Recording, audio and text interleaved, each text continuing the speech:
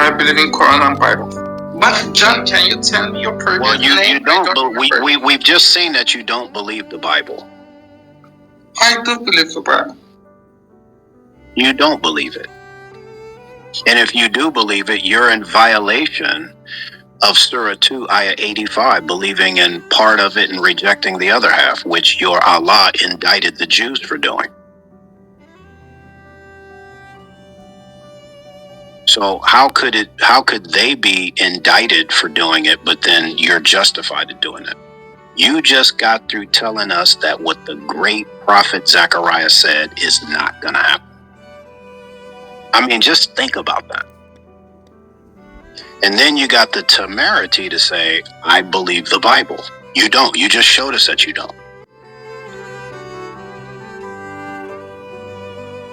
That's pretty scary, man. That's pretty scary because you made him out to be a liar.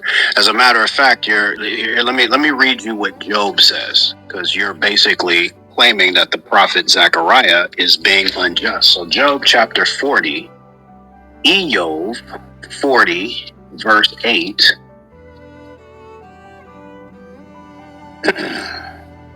Yahweh says, would you really challenge my justice? Would you declare me guilty to justify yourself? That's what you're doing. You're challenging God's justice based off of what he revealed to the prophet Zechariah. Oh, the Quran came along and says it a lot better. But then you're going to tell us it confirms what came before it? As I said, Prophet Isaiah said, whatever God has purposed, whatever he decreed, it's going to happen exactly the way he said it's going to happen. So the only thing you can do is call him a liar. And trying to sugarcoat it and whitewash it with nice flowery words isn't going to help you. I believe in Quran and Bible. So, I showed you in Hebrew, as I don't make mistake, the same verse as you showed me. Anything that God, in Bible, there are some disagreement too, it's written that any new covenant that God established, the previous ones will be abolished. No, it doesn't say any covenant. It says the old covenant. The previous covenant, anything right. Before. So what was the previous covenant? I think my point is that it is possible in the Bible that something be abolished. According to that verse, it is possible. We don't function. Remember, nobody can abolish the Torah. Nobody can. It's written. All right. Let me give you an example.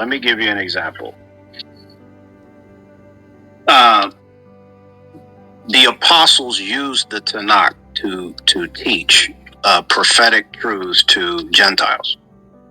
Okay, Paul in Galatians, not in Galatians, but in 2 Corinthians, chapter 8. He actually uses what what you guys would call an abrogated law. Chapter 16 of Exodus, where Yahweh lays out the rules for gathering the manna. But then in Joshua chapter 5, after they entered into the land, right after they brought in the first harvest, the prophet says that the manna stopped and there was never any more manna. It was only a rule or a law that was in effect for 40 years while the children of Israel were wandering in the desert. Chapter 8 of 2 Corinthians, Paul quotes from that passage, chapter 16 of Exodus, verse 18, saying, I'll start at verse 14. He says, at the present time, your surplus is available for their need, so that their abundance may in turn meet your need, in order that there may be equality. As it is written, the person who had much did not have too much, and the person who had little did not have too little. So he quotes straight from the law of gathering manna. So even though that law was only effective for 40 years, and was no longer utilized, Paul still taught an ethical principle with it. Nobody can abolish the law. But Jeremiah spoke of a new covenant that was to come. And it's new in a couple of senses. Number one, the first covenant was made with Israel. The new covenant in Jeremiah 31, and 32 is made with both houses of Israel. Verse 32 says, this covenant will not be like the one I made with Moses. Right?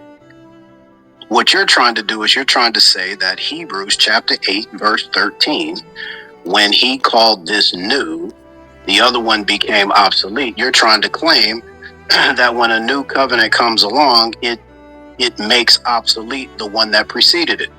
And you're trying to apply that to the Quran to claim that the Quran abrogates the previous scriptures. But it doesn't. The Quran actually teaches Jews and Christians that they have no foundation unless they stand on the Torah and the gospel. And that's what Jews do. That's why they rejected Muhammad as a prophet. They have to. There's no way in the world that guy's a prophet, according to the Tanakh. According to the New Testament, he's definitely not a prophet. He's actually an antichrist and a teacher of a satanic religion because he denied the crucifixion and resurrection of Jesus. Matthew chapter 16, verses 21 through 23.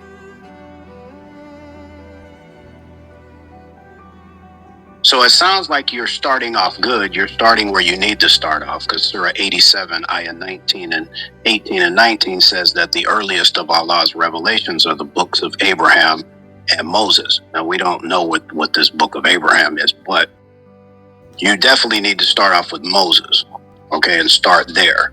Use it to govern what you believe. You need to filter everything through the Torah, everything through the Tanakh, everything, since you believe Jesus is the Messiah, everything through the New Testament. Then by the time you get to the Quran, you'll realize that Muhammad ain't of the tradition of these prophets and apostles. It's crystal clear that he's not. And that's what's so amazing about Islam. It's easy to show that he's a false prophet. Muhammad is a false prophet. It's a lot harder to prove someone like Joseph Smith is. But anyway, I don't think that you're being honest about what you believe, because you're saying you believe the Quran and the Bible, but we just watched you basically say about a prophet of God that what he received from God is not going to happen, when God flat out told you that whatever I decree, whatever I plan, whatever is according to my purpose is going to happen, and nobody can stop it from happening. And you're telling us Zechariah 14 verses 1 through 5 ain't going to happen. And I really think that, you need to think about that before you go to sleep today. What you're actually saying. You're actually questioning God's justice, as Job chapter 40 verse 8 says. That's a bad place to be in. And I'll land there. In Zechariah chapter 14 verses 1 through 5, is that going to be fulfilled? Is that going to happen?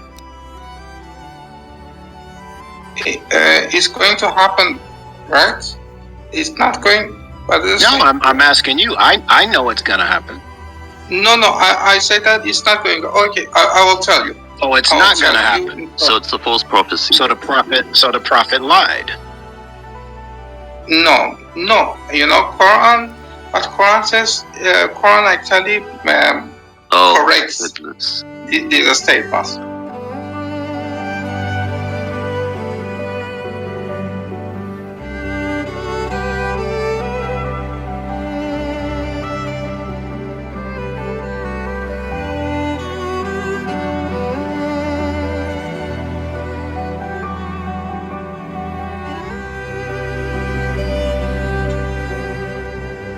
The statements in the Torah are dangerous, even for you.